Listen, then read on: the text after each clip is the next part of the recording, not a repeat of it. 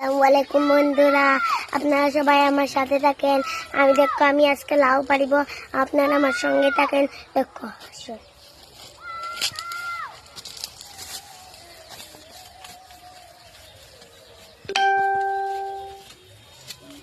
দেখেন লাউ পারি।